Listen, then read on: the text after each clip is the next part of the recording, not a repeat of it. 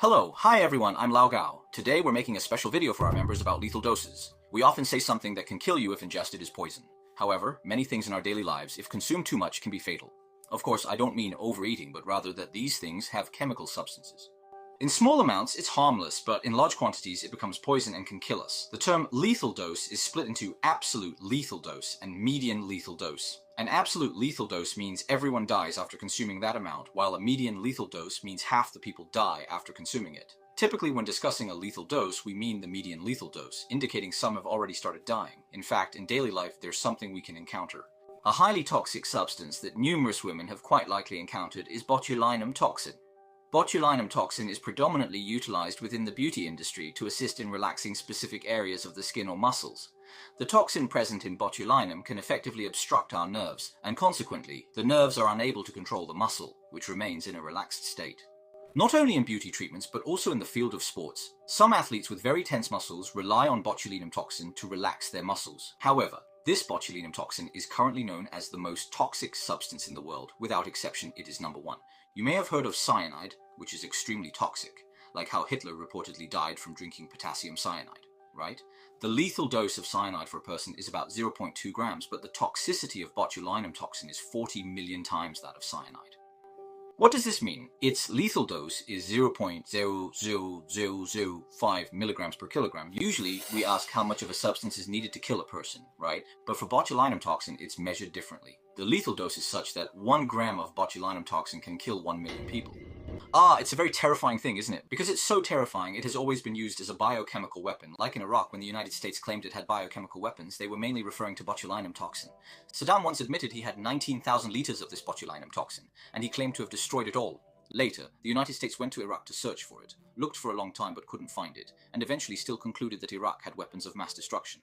So how can such a toxic substance be used for cosmetic purposes? Well, the botulinum toxin used in beauty salons has actually been diluted to the point where it can't be diluted any further, almost indistinguishable from saline solution, with just a tiny amount of botulinum toxin. This toxin can paralyze our nerves for over 6 months. You can imagine how toxic it is, right? However, in recent years, due to the development of the beauty industry, related incidents have increased. According to a report by Germany's Focus magazine by August 2007, there were numerous incidents across Europe caused by botulinum toxin injections. There have been over 600 cases of incidents, most of which resulted in after effects, and there were 28 cases of death. Even when utilized at safe concentrations, certain individuals experience poisoning due to unique differences in their body constitution. Therefore, in a sense, the cost associated with beauty can be quite substantial, don't you think? Botulinum toxin does indeed exist naturally, and the most common opportunity for us to encounter it is through spoiled food, as it frequently appears in decaying food. Comparable incidents have transpired in Japan previously. In 1984, within Kumamoto Prefecture, Japan, there was an outbreak of botulinum infection linked to bee food production, which resulted in 36 individuals being poisoned and 11 fatalities. This was a relatively small quantity, yet it led to such a considerable number of deaths. Moreover, in 2017, in Tokyo, a 6-month-old infant, after being given honey by his mother, succumbed to botulinum poisoning and passed away. This honey sometimes contains the spores of Clostridium botulinum, and these spores cannot be killed by high temperatures. Therefore, typical food processing cannot eliminate them. After the child consumed the botulinum spores, these spores transformed into botulinum bacteria inside the child's body, and the toxins produced by them led to the child's death. The quantity of toxin might not be fatal for adults, but for young children, it is essentially untreatable. Consequently, in Japan, it has been an established rule for a long time that children who are under the age of 1 should not consume honey. The mother did not observe that there was such a warning on the honey packaging. I think some countries might not have warnings on the packaging, so everyone must be careful.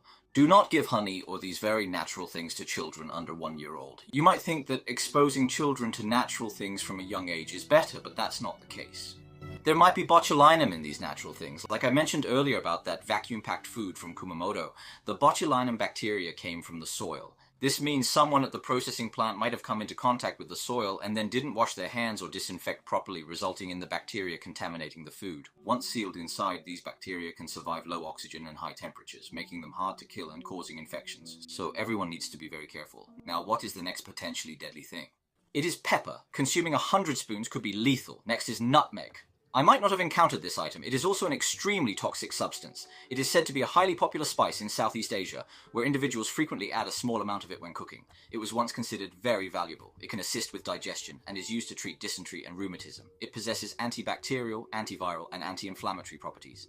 It can be used as an insect repellent because it has so many benefits. A long time ago, it was as valuable as gold. It's said that in the Middle Ages, 0.5 grams of nutmeg could be exchanged for several sheep. In ancient times, only the nobility could enjoy this spice. However, it was later discovered that this substance is toxic and consuming too much of it can cause hallucinations, similar to drugs. Consuming about 2 to 3 tablespoons can lead to unconsciousness and death. So if you're using it in cooking at home, be sure not to use too much. I think not many people use it for cooking nowadays. It's been translated, right? I might have never seen it. Well, this thing is commonly called the anesthetic fruit, indicating that people more or less know it has some hallucinogenic effects. Next, drinking a lot of coffee can also be fatal. The lethal dose of caffeine is 200 milligrams per kilogram of body weight. For example, if you weigh 50 kilograms, you multiply that by 50, which is about 10 grams. Consuming 10 grams of caffeine would be lethal. When converted to coffee, that would be a lot, as you would need to drink about 70 to 80 cups of brewed coffee for it to be fatal. Consuming 10 or 20 cups of coffee is not likely to cause significant harm. The reason individuals can die from excessive coffee consumption is due to caffeine poisoning, which is quite similar to dying from a drug overdose. It's not just limited to coffee. Anything containing caffeine, such as cola or certain energy drinks, can lead to poisoning if consumed excessively. Overconsumption can indeed be fatal. Transitioning to another topic, consuming excessive amounts of alcohol can also be deadly, correct?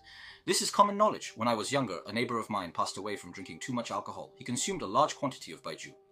For an average person, someone built like Laogao, consuming around 300 grams of pure alcohol can be deadly. If you convert that to beer, considering the different alcohol percentages in beer today, for a beer with 5% alcohol content, it would be about 15 cans to reach a lethal dose. Around 15 cans, just regular cans, would reach a lethal dose, meaning some people would die. Drinking 30 cans would cause most people to die, which is quite frightening when you think about it. Drinking 30 cans of beer can be fatal. Of course, some people with larger builds might need to drink more to reach that point, but there's no need to challenge this, right? Everyone knows that drinking too much alcohol is bad for your health. However, some people just can't stop drinking, right? They keep drinking and drinking. They drink so much, they just keep going, which can lead to deadly accidents. This happened to a neighbor of mine when I was a kid. Eating 2 bottles of salt can be deadly. I doubt anyone would consume that much salt, right? The lethal dose is around 200 grams.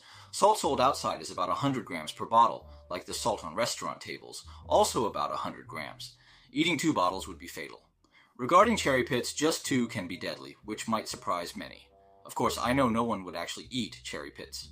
Indeed, cherry pits possess poisonous substances. It's not entirely clear what specifically makes them toxic, but fruits such as cherries, apples, and loquats have pits that contain a certain degree of toxins. The level of toxins in cherry pits is somewhat higher. This particular toxin, when inside our body, interacts with our stomach acid and various other substances present in our stomach to produce cyanide. As I previously mentioned, cyanide is a compound that can be deadly even in relatively small quantities. Therefore, if you were to crush 2 cherry pits and ingest the soft inner part, what would occur? Eating 2 can be fatal. However, in reality, based on calculations, it shouldn't be that 2 would be lethal. It would take about 3 to 5 to have very serious consequences. Additionally, everyone knows that the pit is very hard, which is designed to prevent you from accessing the inside, so there's no need to challenge yourself by opening it. However, one relatively dangerous fruit is the loquat, as its pit is relatively softer, but it also contains a significant amount of toxins. Everyone should avoid trying to eat loquats, and the seeds inside apples also contain a little bit. It's best not to eat them, and the most important thing is not to crush them. If you crush them, the toxin will be released. They have an outer protective layer that prevents the toxin from coming out, but once you crush them, the toxin is released. The toxin is present, so everyone should avoid eating the seeds of these things. Actually, almonds also contain it, but the toxin content is relatively low. People should also not eat too much pufferfish. Everyone knows about pufferfish, right? It's a famous toxin, commonly consumed in Japan, and I occasionally eat pufferfish too. Pufferfish contains a toxin called tetrodotoxin, with a lethal dose of 0.01 milligrams per kilogram. This toxin is not as extreme as the botulinum toxin previously mentioned, yet it remains over 1,000 times more potent than cyanide. The majority of the pufferfish toxin resides within its internal organs. Consuming merely 10 grams of these organs can be fatal. Furthermore, the pufferfish toxin cannot be eliminated by heating, so whether you steam or fry it, it remains toxic. In Japan, since eating pufferfish is quite common, there are many chefs who prepare it. However, obtaining the certification for this is considered quite difficult. You have to take an exam, and the content of the exam mainly involves preparing pufferfish for yourself to eat. The exam results are simply 2 outcomes. Either you pass and get the certificate, or you die. If our regular exams adopted such a system, I estimate that 100% of students would become good students, right? These chefs not only need to know how to handle pufferfish, but also how to identify them. The location of the toxin in pufferfish varies depending on the species. In some pufferfish, for example, the meat is also toxic, making it completely inedible. In other pufferfish, the meat is not toxic, only the organs are, so removing the organs makes it safe to eat. So the chef himself also needs to eat a lot. Eating 38 bars of chocolate can be fatal. This is about large bars of chocolate, and eating 38 of them can be fatal. No further explanation needed. As for toothpaste, 24 tubes, well, no one should be eating that. For oranges, it's 11,000. Oranges contain a lot of vitamin C, and vitamin C has a lethal dose, which is about 12 grams per kilogram. Although oranges have a lot of vitamin C, when converted to grams, it's actually not much, so you'd have to eat 11,000 to reach a half-lethal dose. Theoretically, eating oranges won't kill you, no matter how many you eat. If you could eat 11,000, you'd basically be stuffed to death, right? You'd also need 10,000 oranges, but the oranges would be exhausted too.